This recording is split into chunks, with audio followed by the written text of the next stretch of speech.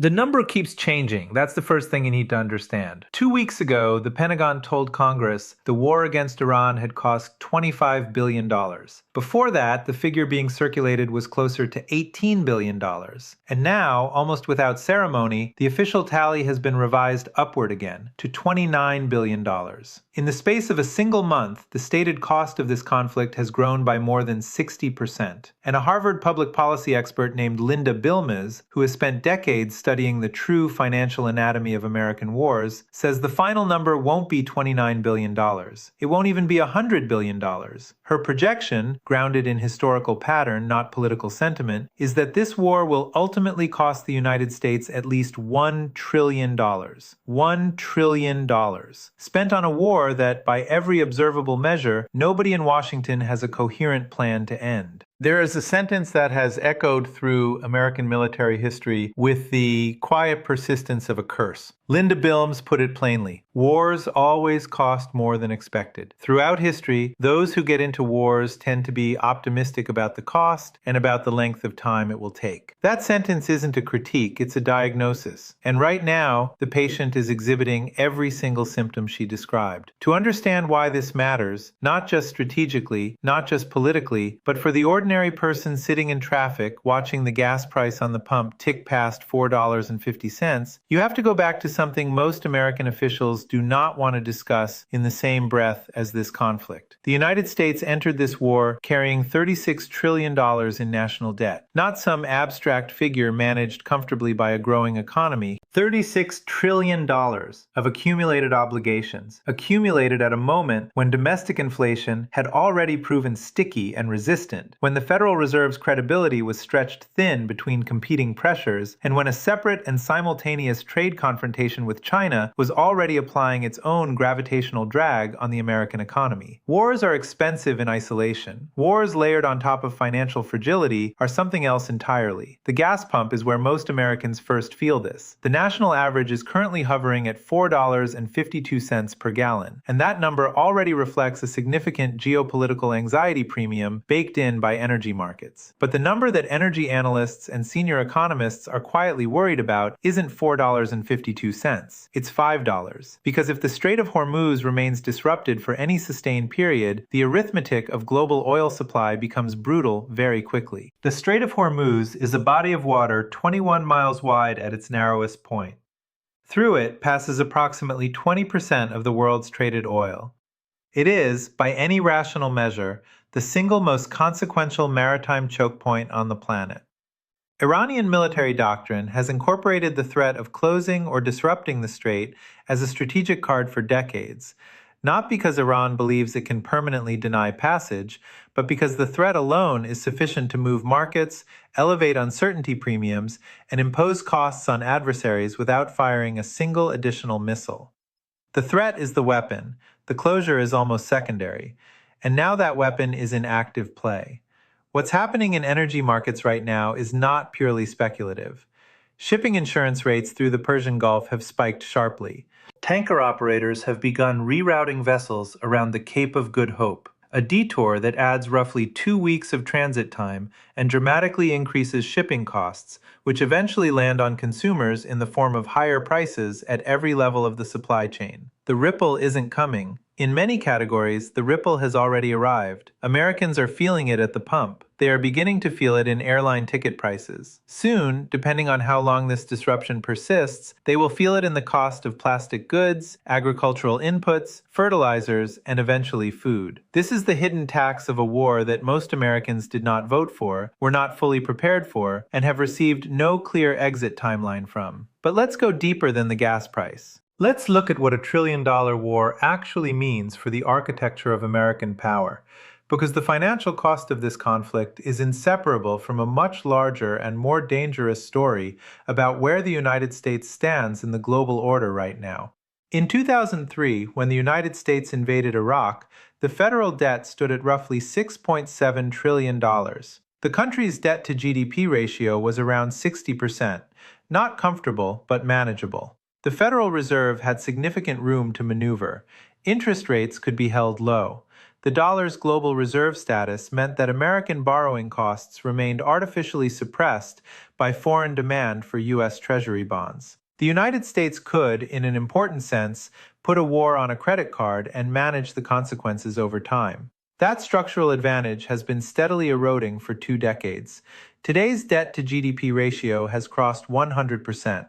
The Federal Reserve's balance sheet, even after significant attempts at normalization, remains historically distended. Foreign appetite for U.S. Treasuries, while still substantial, has been quietly, measurably declining. China has been reducing its holdings. Russia liquidated most of its position years ago. Even traditional American allies have been diversifying their foreign exchange reserves in ways that would have seemed implausible a decade ago. The dollar remains dominant, but it is no longer unchallenged. And the moment it begins to look structurally threatened, whether by sustained fiscal irresponsibility, by a credibility crisis in American institutions, or by a war whose costs spiral beyond political control, the consequences could arrive with very little warning. This is the scenario that serious economists whisper about but rarely say on camera. What if the war doesn't just cost $1 trillion, but costs $1 trillion at precisely the moment when the global financial system is least positioned to absorb American excess without repricing the risk? There is a historical parallel worth sitting with. It is not Iraq, it is not Vietnam, though Vietnam is the emotional touchstone most Americans reach for. The more structurally accurate parallel is Britain in the mid-20th century. The United Kingdom entered the Second World War as the world's preeminent global power, the anchor of a vast empire, the issuer of the world's reserve currency, the center of global finance. It emerged victorious, and it emerged financially shattered. Within a decade of winning the war,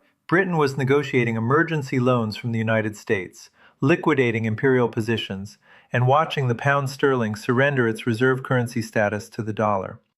Victory did not preserve the empire. Victory accelerated its unwinding, because the costs of the war had depleted the reserves of power that underpinned the empire's credibility. No serious analyst is suggesting the United States is on the verge of that kind of collapse. But the structural lesson is worth hearing clearly. Financial exhaustion doesn't announce itself in advance. It accumulates quietly, in compound interest and deferred obligations, and slowly shifting creditor confidence, until the moment it doesn't. The Pentagon, for its part, has given no public indication that it modeled long-term fiscal consequences into its operational planning for this conflict. What the Pentagon modeled was the military campaign. What it appears not to have fully integrated was the feedback loop between the military campaign and the economic vulnerabilities that surround it. The way that sustained conflict at elevated cost, layered on top of existing debt, layered on top of a trade war, layered on top of inflationary pressure, layered on top of a fragile consumer confidence picture, creates a compounding systemic risk that is much harder to contain than any single one of those pressures in isolation. And then there is the China dimension, because this story cannot be understood without accounting for the country that is watching all of this most carefully. China imports roughly 11 million barrels of oil per day. A significant portion of that oil transits the Strait of Hormuz. The disruption of that route is therefore a genuine material concern for Beijing, but it is also, paradoxically, an opportunity. Not an opportunity that requires China to do anything overt or provocative. Simply an opportunity that opens naturally from American entanglement. Every $1 billion the United States spends in this conflict is $1 billion not being invested in Indo-Pacific force posture. Every week that American carrier strike groups are concentrated in the Persian Gulf is a week of reduced operational presence in the South China Sea.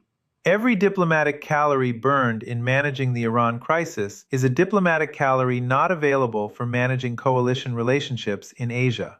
China does not need to fire a weapon to benefit from this war. It needs only to wait. And historically, strategically, China has demonstrated a patience that American political cycles, measured in 2-year election intervals, are structurally unable to replicate. There is a concept in strategic theory called Imperial Overstretch, the process by which a dominant power's commitments eventually exceed its capacity to sustain them, producing a slow unraveling of influence that looks gradual until it suddenly looks catastrophic. The historian Paul Kennedy documented this pattern across 5 centuries of great power competition: the Ottoman Empire, the Spanish Empire, the British Empire. Each dominant power, in its moment of apparent supremacy, found ways to multiply its commitments beyond what its economic base could indefinitely support, and each, eventually, arrived at a reckoning. The question isn't whether the pattern applies to the United States. The question is where on that curve the United States currently sits, and whether a trillion-dollar war in the Middle East represents a manageable cost, or whether it represents the moment the curve begins to steepen.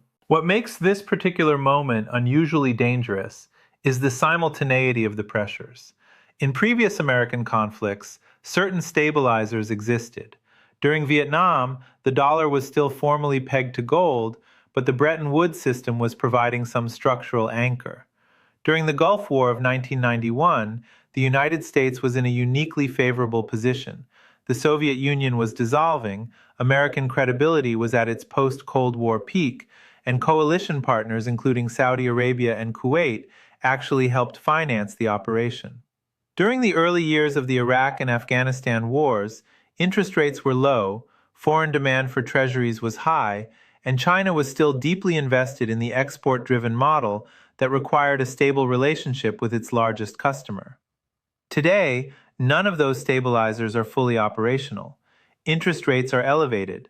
The trade relationship with China has been fundamentally repriced. Coalition burden sharing in this conflict is limited, and the domestic political environment makes sustained bipartisan commitment to any extended military operation nearly impossible to maintain. This is not an argument that the war was wrong to fight. That is a separate and deeply contested moral and strategic question. This is an argument about the financial and systemic consequences of fighting it without a clear termination strategy, which is precisely where the United States currently appears to find itself. The people who understand this most clearly are not in the Pentagon. They are in the bond markets. When a government borrows money, it borrows at interest rates that reflect creditors' assessment of its fiscal trajectory, their judgment about whether that government will be able and willing to repay. U.S. Treasury yields are the heartbeat of global finance. And for the past several months, long-dated Treasury yields have been exhibiting unusual behavior. Not catastrophic, not yet, but sufficiently abnormal that senior figures at major financial institutions have been commenting on it with a seriousness that is notably different from the routine noise of market commentary. The bond market does not panic. It reprices. And when it reprices, it does so in a way that increases the cost of every future dollar the US government borrows, which in a country with $36 trillion in existing debt, serviced through constant refinancing, is not an abstract inconvenience. It is a direct fiscal amplifier. Higher yields on a $36 trillion debt base translate to hundreds of billions of dollars in additional annual interest expense over time. That money has to come from somewhere.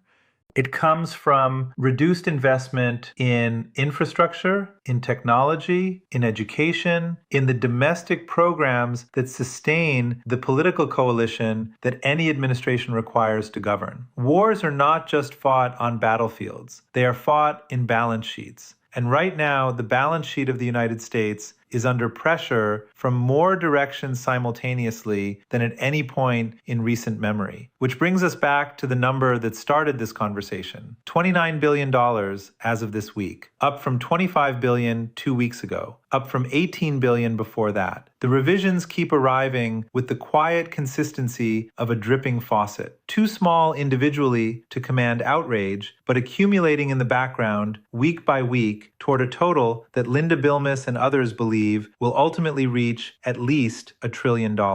Understanding why wars cost more than their initial projections is essential to understanding why this is so dangerous. It is not simply that governments lie, though governments do sometimes provide optimistic figures for political reasons. It is that wars generate their own logic. A military deployment requires support infrastructure that requires additional troops, that require additional supply chains, that require additional contractors, that require additional oversight, that requires additional bureaucracy, that requires additional budget. The cost of maintaining a carrier strike group in an active theater is not the cost of the carrier itself. It is fuel, it is ordnance consumed in training and operations, it is accelerated maintenance cycles, it is the logistical tail that every modern military force requires, it is the intelligence apparatus, the surveillance systems, the cyber operations running simultaneously beneath the visible surface of the conflict. And then there are the long-tail costs that won't appear in any current budget projection. Veteran health care, disability claims, the mental health burden of deployment that accrues for decades after service members return home.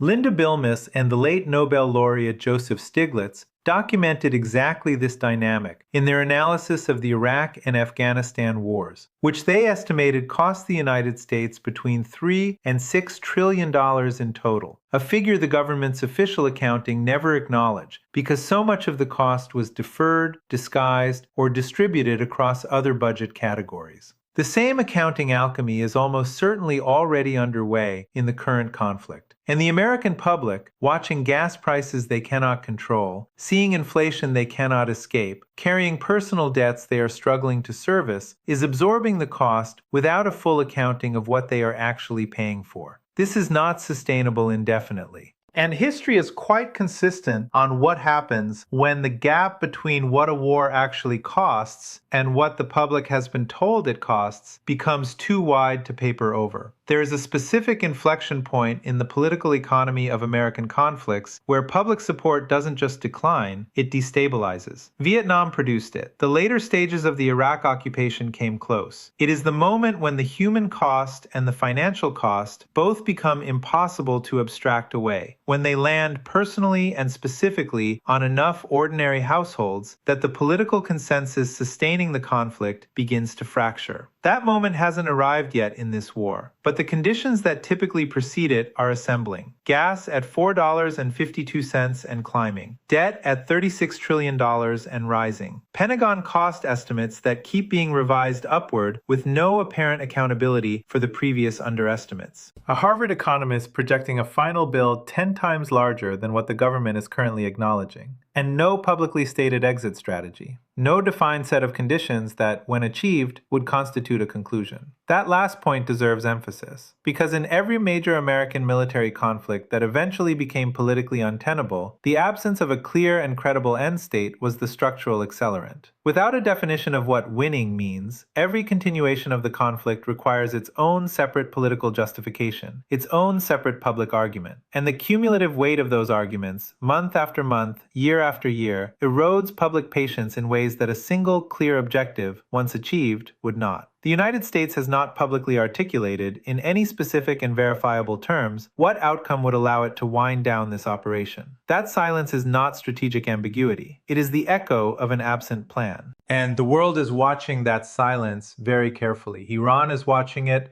not with confidence that it will win militarily. The asymmetry in conventional firepower is not in doubt, but with the recognition that time and cost are strategic weapons, and that the United States' historical vulnerability to extended conflicts without clear objectives has been demonstrated repeatedly. Iran does not need to defeat the American military. It needs only to avoid being decisively defeated long enough for the financial and political costs to produce their own internal American pressure. America's adversaries have studied this playbook at length. It was written in Southeast Asia. It was refined in the mountains of Afghanistan, where a 20-year, $2 trillion American commitment ultimately produced an outcome that looked, in its final weeks, very different from what anyone in Washington had projected when the first troops deployed in October 2001. None of this predetermines what happens next. Wars have surprises. Diplomacy can produce outcomes that pure military and financial logic would not anticipate. A negotiated framework, a change in Iranian political dynamics, a regional intervention, any number of variables could alter the trajectory in ways that are genuinely difficult to model from the outside. History is not deterministic, but the financial logic is. And the financial logic, right now, is pointing in a direction that no government official, no Pentagon spokesperson, spokesperson, and no congressional leader has yet had the public honesty to fully describe. A country that entered this war carrying $36 trillion in debt, fighting a simultaneous trade confrontation with China, absorbing elevated domestic inflation, and watching its energy costs threaten the $5 per gallon threshold that historically produces sharp economic slowdowns, that country does not have the same financial margin for strategic miscalculation that it had in 2003. Or in 1991. Or in 1965. The margin has been borrowed against. The margin has been spent on previous wars, on pandemic relief, on quantitative easing, on the accumulated obligations of a superpower that has consistently spent beyond its means while benefiting from a global financial architecture that made that excess manageable, right up to the point where it might not be. $29 billion, up from 25, up from 18, and according to someone who has spent her career studying exactly this pattern, on its way to 1 trillion. The Pentagon will release new figures at some point. Those figures will likely be higher than the ones they released before them. The gas price will continue to reflect what energy markets know about the Strait of Hormuz that most political speeches do not acknowledge. The national debt will continue to accumulate interest, compounding silently against the backdrop of a conflict with no stated end date. And somewhere in the bond markets, in the actuarial models of the Congressional Budget Office, in the footnotes of IMF fiscal sustainability assessments, in the spreadsheets of economists who study the long-term costs of American military commitments, the real bill is being calculated, quietly, precisely, without the optimism that tends to accompany the beginning of wars. The question that history will eventually answer is whether the United States recognized the weight of what it was carrying before it became too heavy to adjust course, or whether it recognized it only afterward, in the kind of retrospective clarity that comes too late to change anything. That question is not rhetorical. It is live, and the answer is still being written, one revised cost estimate at a time.